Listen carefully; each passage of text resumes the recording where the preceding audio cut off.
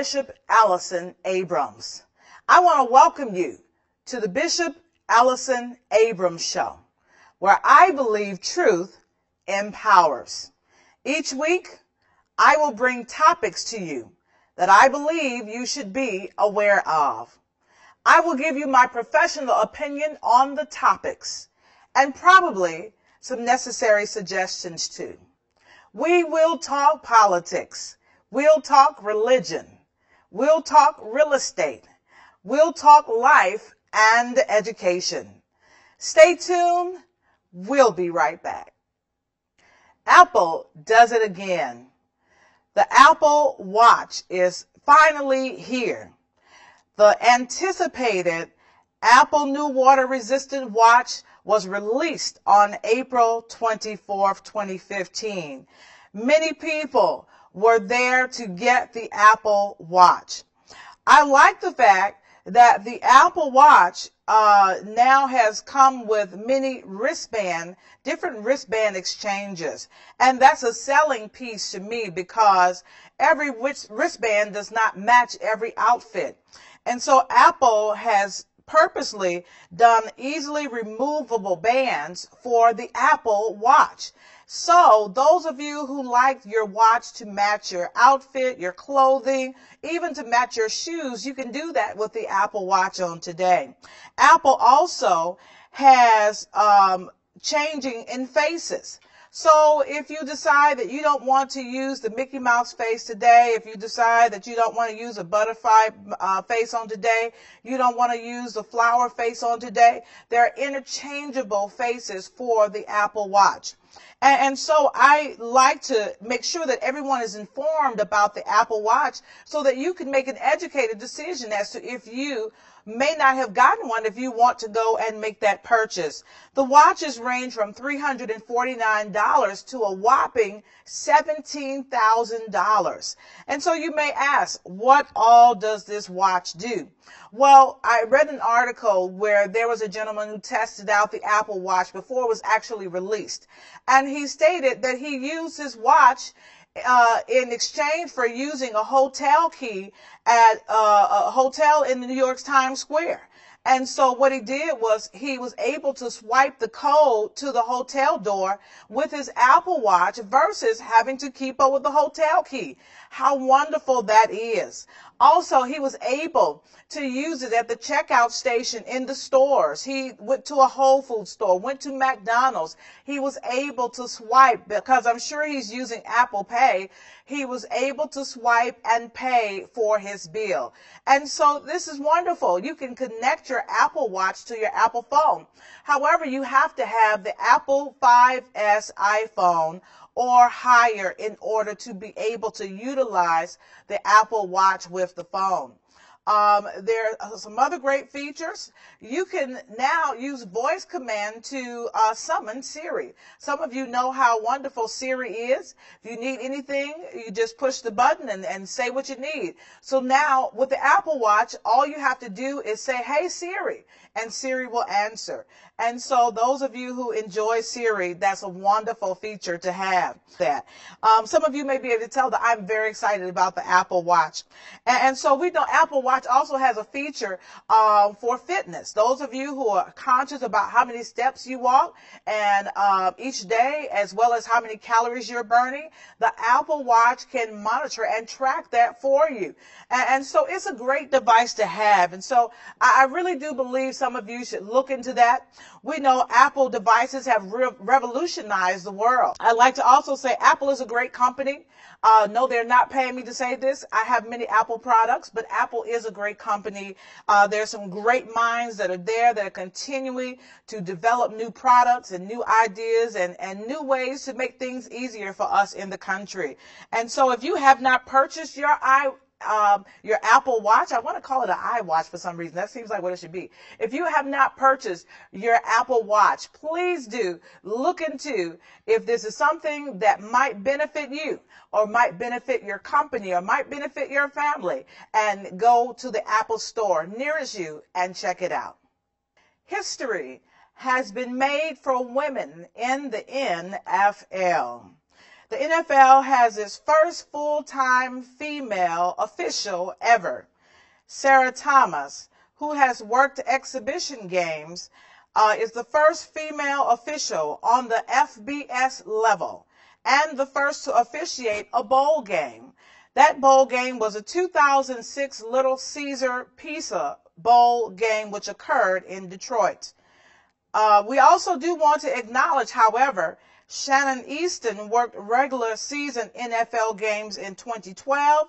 However, she was only a replacement official.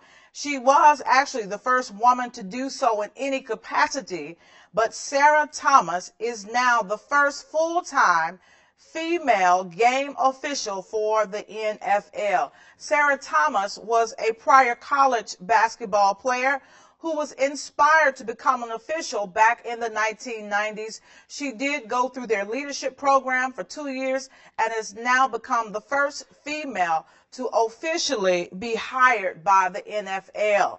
I always wondered for many years when we would see a woman as a referee, as an advocate for women, and as I guess a minority. I always look to see when things are going to change in certain arenas. And I've just looked for many years to see if they would ever put a female out on the field to referee for NFL.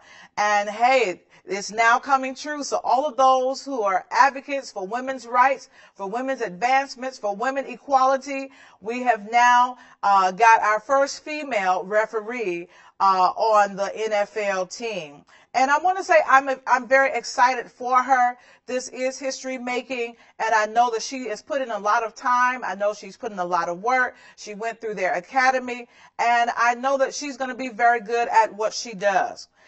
I've always believed that women, we can do anything we put our minds to. I believe in the old saying, mind over matter. I'm so glad to see that Sarah Thomas, her training has paid off. Training in the league's development program for over 2 years, and she was awarded rightfully what she should have received from that training camp. I'm so glad also for the NFL, for the wonderful stride that it is making and making sure that all persons are treated equally. Once again, congratulations to Sarah, and I will be looking to see you out on the field for the next coming football season. Transgender inmates find support from the Department of Justice. Recently, there was a case where the Department of Justice stated that transgender inmates should have a right to be treated for their gender dysphoria. This case comes on the heels of a lawsuit filed by Ashley Diamond, a trans woman in Georgia. Since 2012, Ashley Diamond had been taking hormone therapy. She had been taking hormone therapy for about 17 years. But when she was jailed, she was refused the hormone therapy, and she was housed with male inmates. Ms. Diamond says that they continued to house her with violent offenders in high-security men's prisons, leaving her vulnerable to physical and sexual assaults.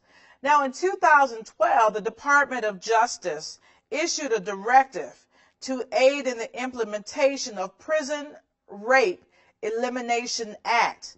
This act clarifies standards for the placement of transgender inmates.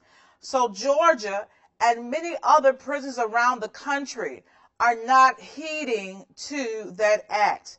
There was a study done that found that 59% of surveyed trans women have been sexually assaulted while housed in male detention centers. And we also know that there's a disproportionate discrimination level for trans people of color, and it gets even higher for transgender African American women. And so we have to know that there is no reason to set someone up to be abused because of their expression or their gender identity.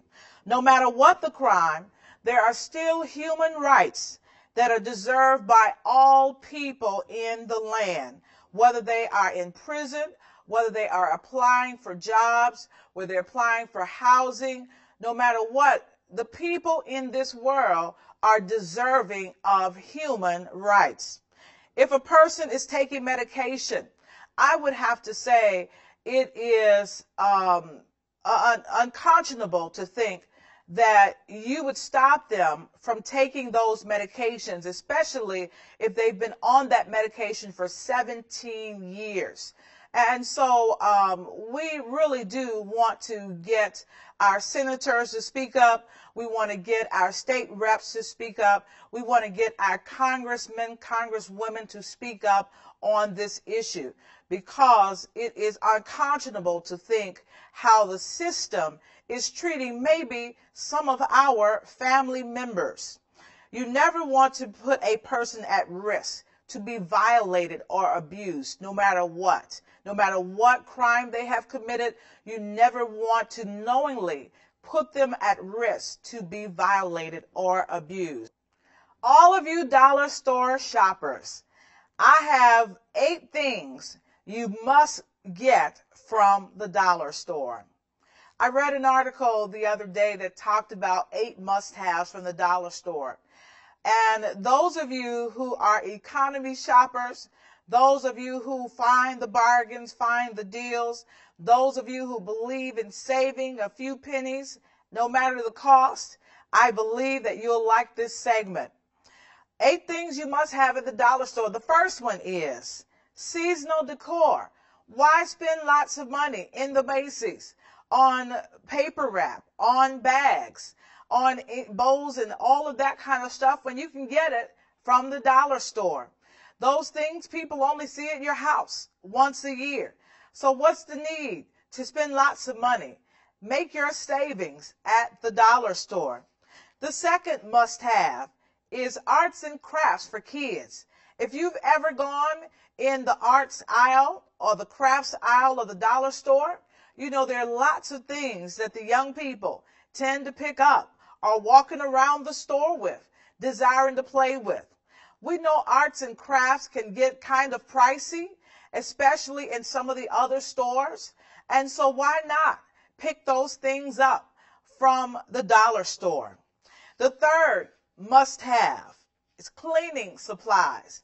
Now, when I read this, I kind of shook my head because I said, now, I have certain cleaning name brand supplies that I like. And so I don't know if I want to do an off-brand. But when you look at the ingredients of the cleaning supplies and cleaning products, most of them have the same ingredients. Oftentimes, you're just paying more for the name that's on that product which you have been purchasing for the last 10 to 20 years. And so if you can get it for $1, yes, you may have to use a little bit more because it may not be as strong, but why not buy that product at the dollar store? The fourth must-have are greetings cards. Now, some of you I know have been buying Hallmark forever, and you like to go into the CVS, the Walgreens, the Rite Aid, and all of those places and browse through the cards there. But oftentimes you'll find nowadays those cards cost you $5, $6, $7, or $8. And so if you can get a card that has the same wonderful message, just doesn't have the Hallmark stamp on the back, why would you not get it from the dollar store? It's the thought that counts. It's the words that you say. And so there are many options that you can select from the dollar store. I've even found sometimes that I've gone to the dollar store to buy cards. They were 2 cards for $1. And so now who's going to beat that price for you besides the dollar store? The fifth must-have, according to the article, says socks. Now, I'm kind of strange about my socks. I need some name brand socks, and I don't like the socks that time I put them in the washing machine, there's a problem with them. But this particular writer felt that socks were a must-have from the dollar store. If you're only paying $1 for a bundle of socks, then if one of your socks goes missing, what's the problem? You only paid $1. It's not like you paid $10 for them. If you choose to purchase socks from the dollar store, know that that's on the must-have list. The 6th must-have, and I have to say I have purchased some of these before, is hair accessories. Sometimes the young people misplace the headbands, and we know young children, especially girls, are always losing those bows, those barrettes that go on the end of their hair. And so why not get that from the dollar store? That way, when they lose some, it's not like you paid $4 or $5 for those. You only paid $1 for those. Also, the dollar store offers combs and brushes. And so if you need to pick up an extra comb, an extra brush, to make sure you have one in your car, make sure you have it at your workplace. And so that is a great item to pick up from the dollar store. The 7th must-have from the dollar store, party supplies. Anybody ever had a party and you wanted to make sure you weren't spending a lot, because oftentimes the food is costing you a lot of money, so you have to cut back on expenses in another area. So party supplies at the dollar store often will help you to do that. I've seen persons doing weddings come in the dollar store and buy items for the decoration, for the reception. And so the dollar store has wonderful party supplies. Children's parties, they have special items just for children's parties in the dollar store. I remember once buying a bag for my daughter. She was turning 18, and I said, well, this bag is nice and fancy. It had some fur around the top of it. It was a nice, colorful bag. It was designed like a purse and had a different feel, a feel of a $10 bag, but it was at the dollar store. Now, I will say you have to shop at different dollar stores. Don't always go to the one down the street from your house, because there are other dollar stores that may carry some different items. So shop around and see what other dollar stores have. The final must-have from the dollar store, health and beauty supplies. I must say, I've been very shocked at some of the health and beauty supplies that they have in the dollar store. They've had some nice expensive lotion. I even asked the cashier, I said, what are you guys doing with this particular brand of lotion in the store? She said, every now and then we get that particular brand. And so whenever they get that, I always buy about 4 of them. I stock up on it. I've even seen antihistamines in the dollar store. If you take those, I've seen Tylenol in the dollar store. I've seen some other health products in the dollar store that you would normally get from your CVS, Rite Aid, Walgreens, those type of stores. And so antibiotic ointments, those are in the dollar store. So nail polish, eyeliner, lipstick, all of those things are in the dollar store. So if you feel the need to cut back, if you are on a budget, if you just need to keep some money in your pocket and begin to save for future things and future events, you can get some great things at the dollar store. So get out to the nearest dollar store and begin saving some money on today. The 62 and older advantage. There are few perks around today for those who are 62 years of age and older. One of those perks is called a reverse mortgage. A reverse mortgage is a loan for homeowners who are 62 years or older that allows you to use your home's equity as collateral. I know that may sound a little strange, but it is a reality. The loan which you're taking, the reverse mortgage loan, usually does not have to be repaid as long as the senior is still living in the home, still qualifies. And the only time it has to be repaid is if they move out of the home for 12 months or more, or if they pass. And so at the point that the senior passes from the home, the senior who has taken a reverse mortgage, the family has about 6 months. The estate of that person has about 6 months to either pay off the balance of that reverse mortgage or put the house up for sale. And the great thing about it is, if the family chooses to put the house up for sale, the company that has the loan or the note against the house, then if the house doesn't sell for as much as the note was or the loan was, then they have to take the loss. They can't come back to the family and say, well, the loan that your mom or your grandmother or your father took out was $60,000 and the house only sold for $50,000. So that's a $10,000 difference. And you, the family member, now owes us $10,000. What has to happen is they have to then go back to FHA, and the FHA would then have to give them the difference from the selling price. So I think that's a great feature. There are some eligibility requirements to be able to get this reverse mortgage. One is, yes, you do have to be 62 years old or older. So all of those who are 61 and younger, you cannot yet qualify for a reverse mortgage. Also, your house has to be free of any liens. And so therefore, if you've had a contractor come to the home, maybe didn't have the money to pay, and the contractor has put a lien against your property, you would have to have that cleared before you could qualify for a reverse mortgage. If you have a lien, maybe because you got behind in the water bill and the water company put a lien against your property, you would have to have that cleared before you could qualify for the reverse mortgage. Any existing mortgage balance, say for instance, if you have maybe $20,000 left after the 20-something years of paying on your home, any existing mortgage that is still left, when the FHA decides how much money you can get out and they set up a reverse mortgage loan for you, you are then able to have that amount paid off out of the money that you will be receiving as your reverse mortgage. One of the great things is there is usually no credit score requirement. There usually is no credit score requirement. So the main requirement is that you are 62 or older. And I'm so glad to know that more people are taking advantage of this program. Now, when you look at a reverse mortgage, yes, you can outlive that particular amount.